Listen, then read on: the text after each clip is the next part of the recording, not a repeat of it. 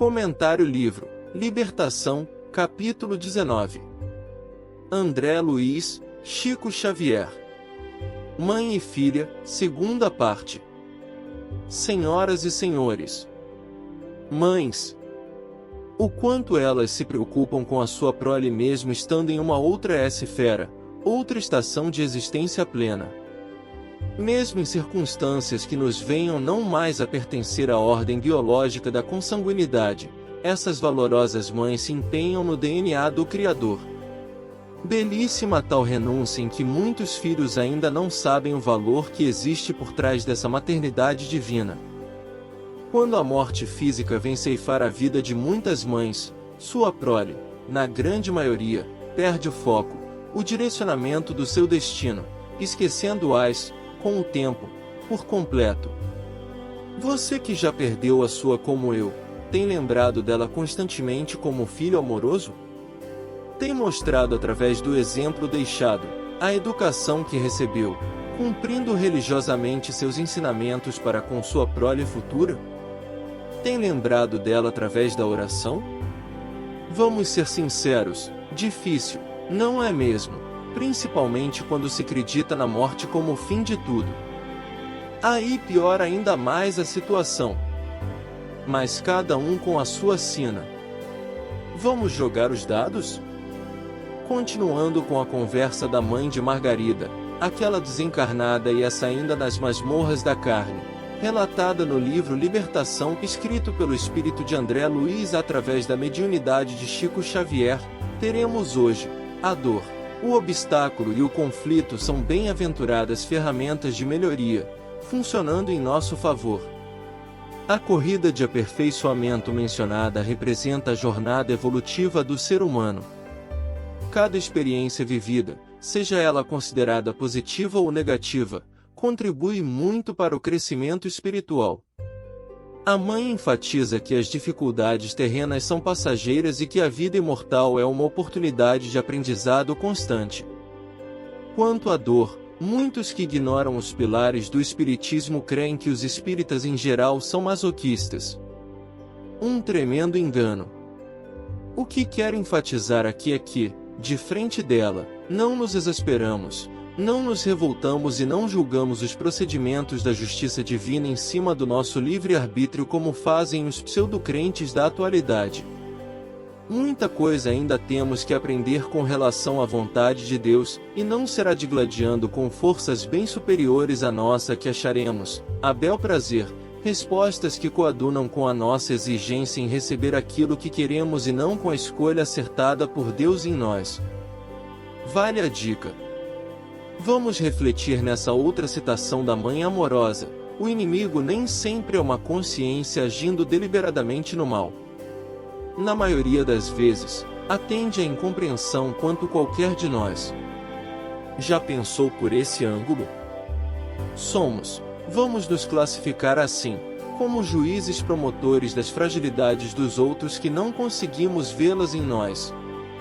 Todos tornarão inimigos do nosso caminho, à medida que não aceitamos suas diretrizes por mais escabrosas sejam. E o final desse já o sabemos. A discussão sobre a consciência culposa remete à necessidade de assumir a responsabilidade pelas próprias ações. O Espiritismo, quanto qualquer corrente religiosa ou não, enfatiza a lei de causa e efeito com outras palavras, em que cada ação gera consequências, seja no plano terreno ou espiritual. A mãe incentiva a filha a refletir sobre suas experiências no corpo físico, reconhecendo que o caminho para a felicidade e a evolução passam pela compreensão de suas vivências e pela busca da sabedoria divina. A vida para toda alma que triunfa no carreiro áspero é serviço, movimento, ascensão. O que seria a vida que está levando atualmente? Cheia de fracassos, desilusões, decepções, desesperanças? Ou uma outra, ditosa, corretiva, mantenedora de sucessos aliada a uma estrada de conquistas, aquelas eternas? A vida é como fosse uma grande maratona, repleta de desafios a serem superados. Cada passo, cada obstáculo, cada lágrima derramada, são troféus divididos em partes essenciais dessa corrida em busca da evolução espiritual. A mãe, com sua voz serena, transmitia a ideia de que, apesar das dificuldades, a jornada tinha um propósito maior. Diante das benesses que recebemos do alto, classificando-as, muitas vezes, por castigos sem uma razão óbvia de ser, disse a mãezinha, procura servir, fraternalmente, a quantos te reclamem arrimo e braço forte. Está aí a fórmula para que nosso caminho seja mais florido, aromatizando a atmosfera, por onde andarmos, com o perfume da caridade em nossas mãos, em nossos braços, em nossos corações. A mãe fazia a filha refletir sobre suas ações, incentivando-a a assumir a responsabilidade por elas. Creio que os pais e não as igrejas, os templos e casas espíritas têm o dever de ensinar sobre a lei de causa e efeito, e a mãe ressaltava a importância de compreender as consequências de cada ato. É um convite à autorreflexão, à busca pelo crescimento e a sabedoria divina que todos nós temos a obrigação de aprender, dar o exemplo e praticar como salvo-conduto na conquista de mundos melhores de se viver. Outra preciosidade dessa mãe e que vale muito para nós outros: não procures destacada posição diante dos outros, antes de tudo, aperfeiçoa os teus sentimentos. A simplicidade casa perfeitamente nas palavras de Matilde.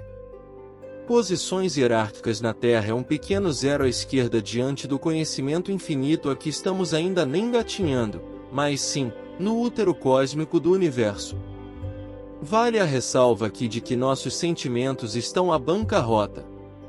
E, segundo o pensamento de Aristóteles quanto a eles, só fazemos melhor aquilo que repetidamente insistimos em melhorar.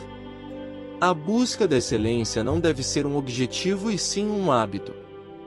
Com toda certeza, se as virtudes fossem um vício, e, quem dera fossem, com certeza, trombaríamos em qualquer lugar com viciados no amor, na fraternidade, na caridade.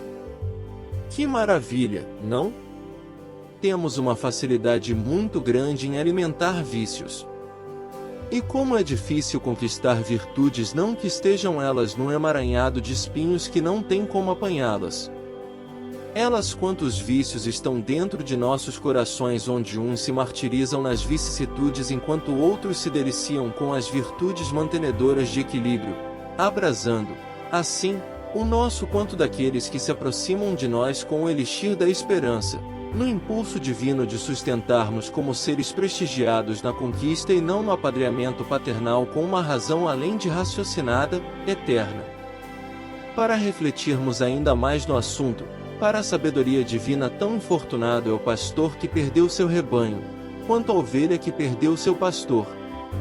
A desistência de ajudar é tão escura quanto o relaxamento de extraviar-se. Mais espiritual e impossível essa citação. Aquele que fala tem a responsabilidade de fazer seguir aquelas ovelhas que admiram a palavra facilitada, sem que, para com isso, não se prenda a falácias comportamentais que denigrem o código divino, ofertado para todos nós pelo Criador.